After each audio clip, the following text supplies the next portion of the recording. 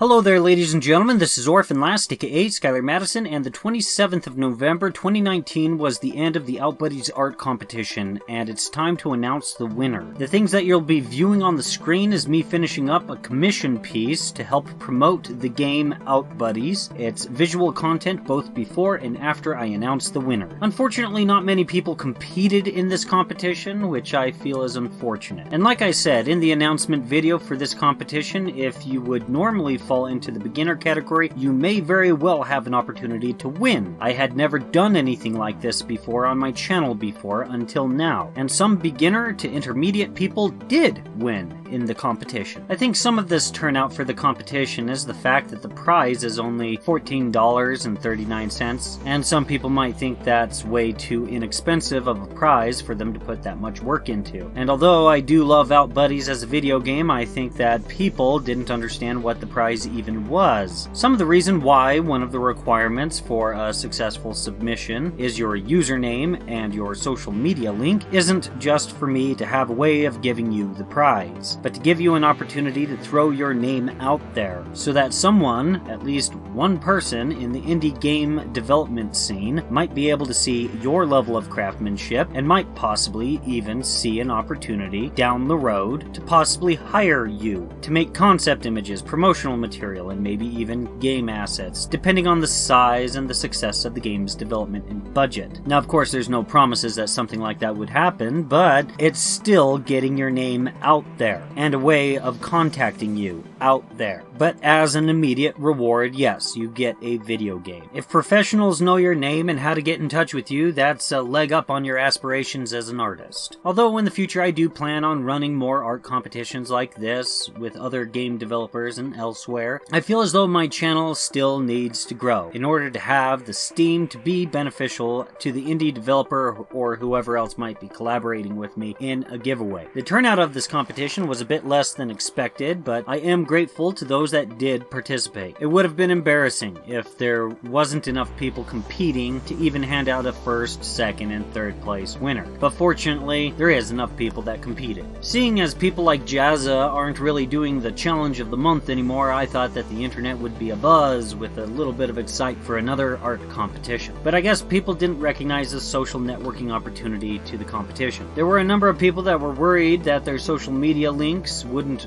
be valid, saying something like, all I have is an Instagram, or all I have is a YouTube channel. Well, that's social media. You don't need to have a Facebook or Twitter account or anything like that. You just, as long as it's social media, it's accepted. Even if the only type of social networking you do is on DeviantArt or MySpace or something like that. Social networking is social networking. Okay, so let's jump into showcasing the winners and honorable mention of the OUTBUDDIES art competition. Starting with the third place winner, we have an image made by Hayes the Commie, and it looks like he used a photo of himself to represent the final boss of the game. I thought this image was a little bit humorous and fun because he kept asking me if stick figures were allowed, and like I said, I've never really done anything like this on my channel before, so the answer is yes. If you wanted to submit stick figures into the competition, that would be acceptable, as long as you have your username and social media contact information in there somewhere on the composition, especially if it doesn't obstruct the main focus of the composition itself. But fortunately, he didn't submit a stick figure or anything like that into the competition. Instead, he wound up making an image that looks quite a bit like something I would expect to see inside of an indie video game. Second place winner goes to Hey You in Tampa, who drew a Mayan temple at the bottom of an underwater scene. I like that he reimagined the main character as wearing tights, as if he was like some sort of superhero, and the sharp angular shape language. I give extra props for making an image with the background and simulating a 3D effect. It's a fun image to look at. I've never seen any of Hey You in Tampa's work, but this may very well have been an ambitious piece for him to undertake, and I'm glad he was able to submit such a nice image to the competition. And the first place winner is Cyan Loss, who also made an underwater scene. I love the use of the lighting and the physics of how it would interact with the environment and the other colors, the other characters, things like that. I also love how loyal he is to the actual character design as it appears inside of the game, and how he interpreted the gun in the game as well. I'm a bit surprised that he gave an outfit made of cloth, but regardless of if he's wearing armor or not. This is a very solid interpretation of the game and the characters within it. I like how Buddy has a look that is very, very similar to some of the currently existing promotional material for the game. His expression is ghostly and somewhat terrified, and yet it's a great merging of the two styles to where it looks like it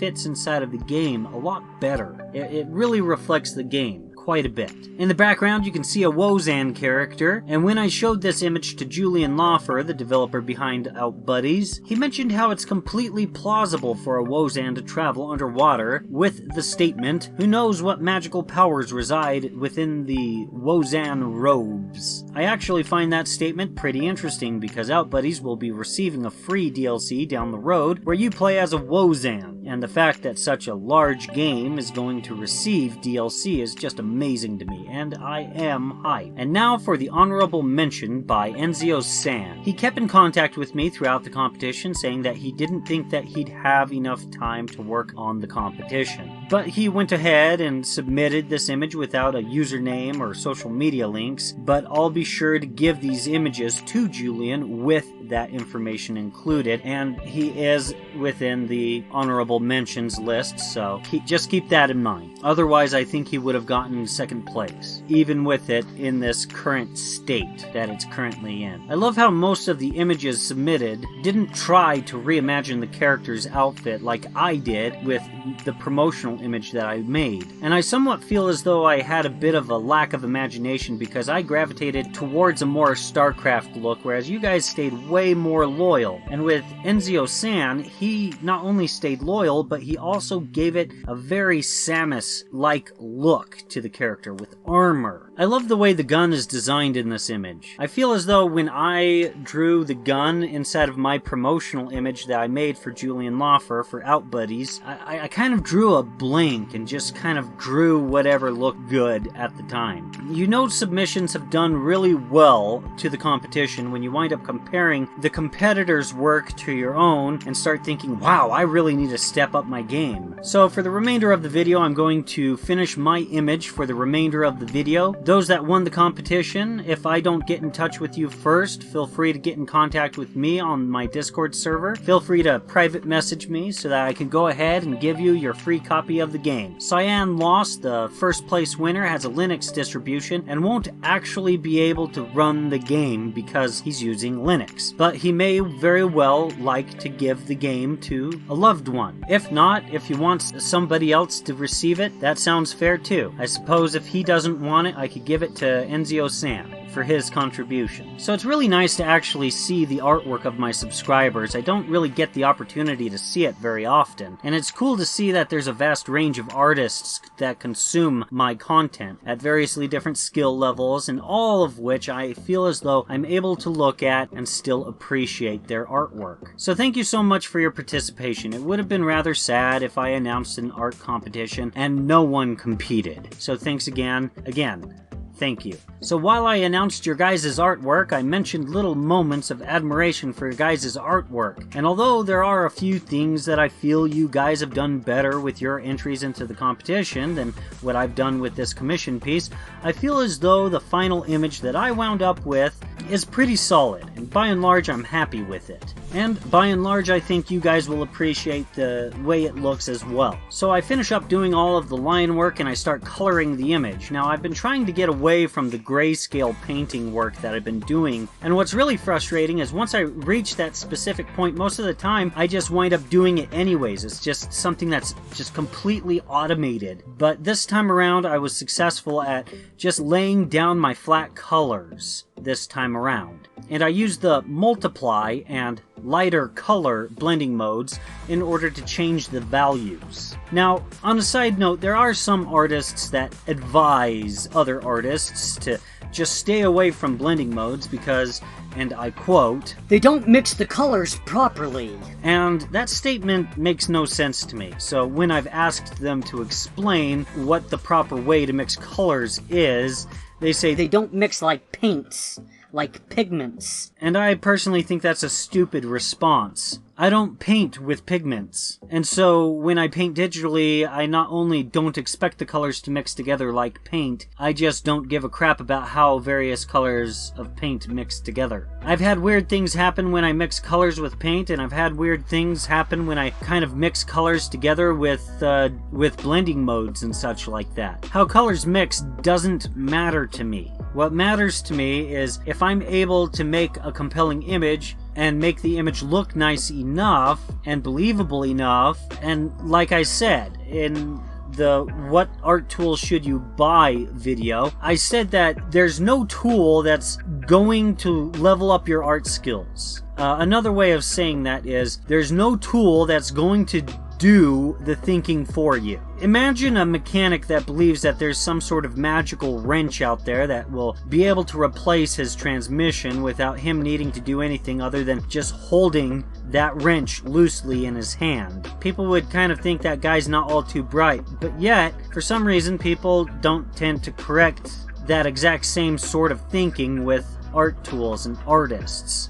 So is it a blending mode's fault if the image doesn't mix colors in the way that you want? Or is it the artist's fault for not finding some way to get the composition and the colors to work properly together? Because you can get blending modes to totally work for an image. There's plenty of professionals that do it all the time. And so when someone says blending modes don't mix colors properly, it genuinely makes no sense to me. Why would paint be the gold standard to define the right way for colors to mix? Coloring digitally is far more versatile than painting with actual pigments on a canvas. There's plenty of other things you can do to the image to get the colors that you want when you're working digitally. For lighting effects, I also use the color dodge and pass through blending modes. But I only use the pass-through blending mode in moderation because it can really do some screwy things with the composition and the colors. This was a really intimidating image for me. It's a commercial product out there in the marketplace, and it needs as much love and care as Julian put into the process of making the game. It has to be an image that gets people to think, "Wow, I'm gonna buy that game. Mom! Mom! Hey! Hey! Hey! Hey! Mom! Your mom's busy. What do you want? I want a video game for Christmas called OUTBUDDIES." Yeah, okay, son. We love you. I love you too. I don't know if it's going to get that specific reaction. It seems a little bit specific, but I might. On another note, I've recently been playing around with cross-hatching, and although my favorite kind of artwork, which is comic books, has cross-hatching, there's no need to really have cross-hatching if you're planning on being the one to color the image.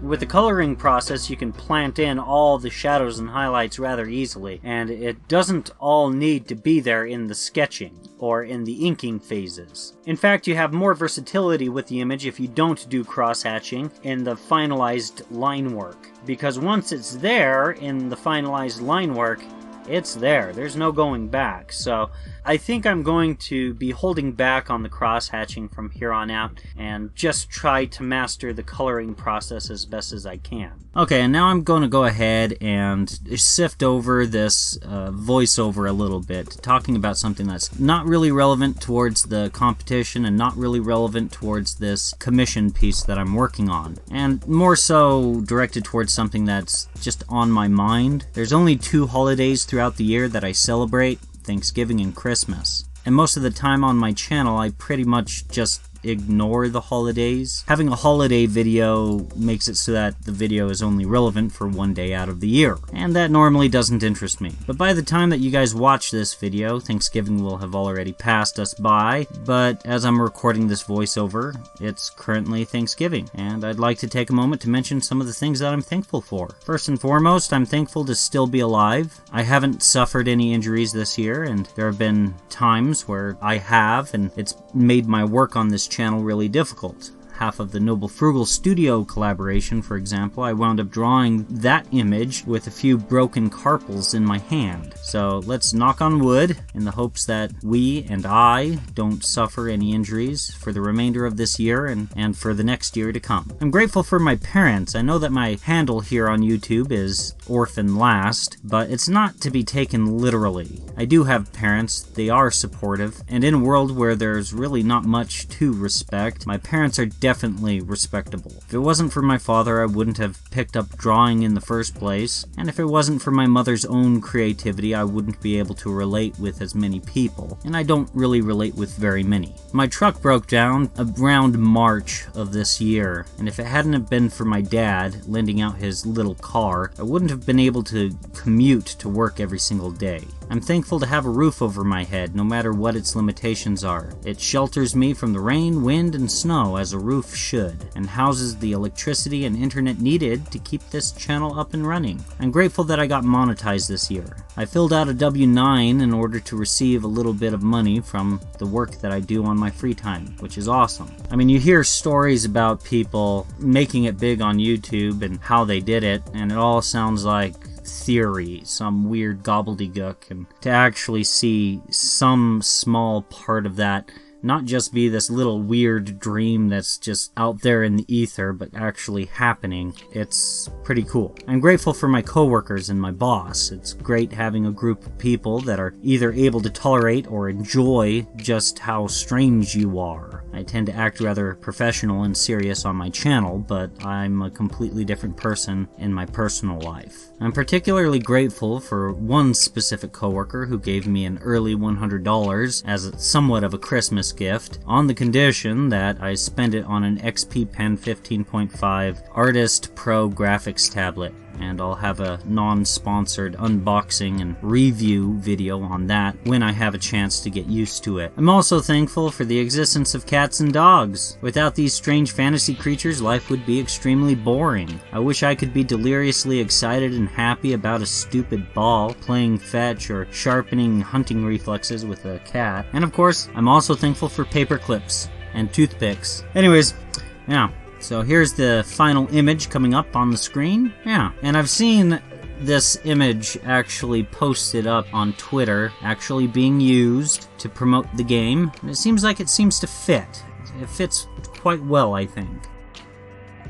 Anyways, guys, that pretty much concludes it for this video. If you guys enjoyed it, please feel free to like, share, and subscribe. And if you guys would like to have more participation with my community, feel free to join my Discord. A link is supplied in the video description below. If you'd like to support this channel, there's an image of my mascot in the upper right corner of the screen. It leads to my Patreon. Any support would be much appreciated. And if you've enjoyed this content and would like to see more, feel free to click on anything else that's appearing on the screen right now. Thank you very much for your time.